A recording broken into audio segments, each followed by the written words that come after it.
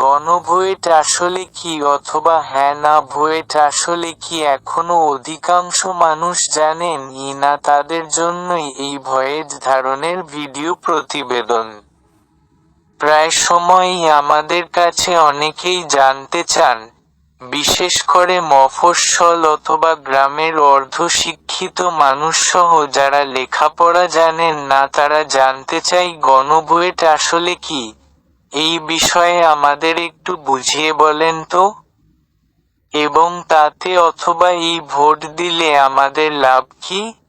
তাদের জন্যই আমার এই প্রতিবেদন। অন্তর্বর্তীকালীন সরকার ও নির্বাচন কমিশনের প্রচার সূত্রে জানা গেছে, গণভোট ও 2026 সালের এই ত্রয়োদশ জাতীয় সংসদ নির্বাচনে দেশের চাবি আপনার হাতে। আপনি কি এমন বাংলাদেশ চান, যেখানে তত্ত্বাবধায়ক সরকার, নির্বাচন কমিশন ও সরকারি কর্ম কমিশন (পিএসসি) গঠনে সরকারি দল ও বিরোধী দল একত্রে কাজ করবে? 1. সরকারি দল ইচ্ছেমতো সংবিধান সংশোধন করতে পারবে না। 2. সংবিধানের গুরুত্বপূর্ণ পরিবর্তনের ক্ষেত্রে গণভোটের বিধান চালু হবে। 3.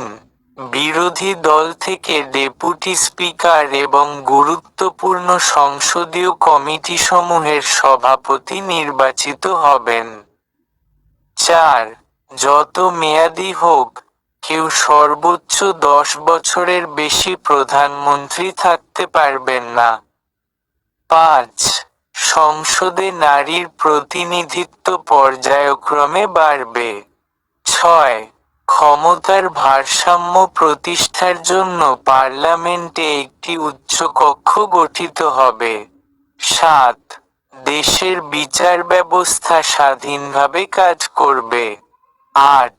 আপনার মৌলিক অধিকারের সংখ্যা, যেমন ইন্টারনেট সেবা কখনো বন্ধ করা যাবে না, বাড়বে।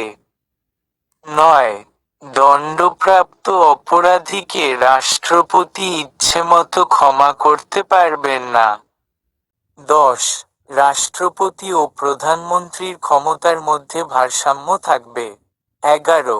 রাষ্ট্রভাষা বাংলার মর্যাদার পাশাপাশি অন্যান্য জাতিগোষ্ঠীর ভাষারও সাংবিধানিক স্বীকৃতি হবে। হ্যাঁ ভোট দিলে উপরের সবকিছু পাবেন আর না ভোট দিলে কিছুই পাবেন না। মনে রাখবেন, পরিবর্তনের চাবি এবার আপনারই হাতে। তাই আসছে আগামী আসন্ন ত্রয়োদশ জাতীয় সংসদ নির্বাচনের এই দিনে গণভোটে ভোট দিন। তথ্যসূত্র, গণভোট বিষয়ে জনসচেতনতামূলক প্রচার কার্যক্রম, প্রধান উপদেষ্টার কার্যালয়, ঢাকা। ভয়েস সহ ভিডিও প্রতিবেদনে আমি খোরশেদ আলম। জনস্বার্থে লাইক, কমেন্ট ও শেয়ার করুন।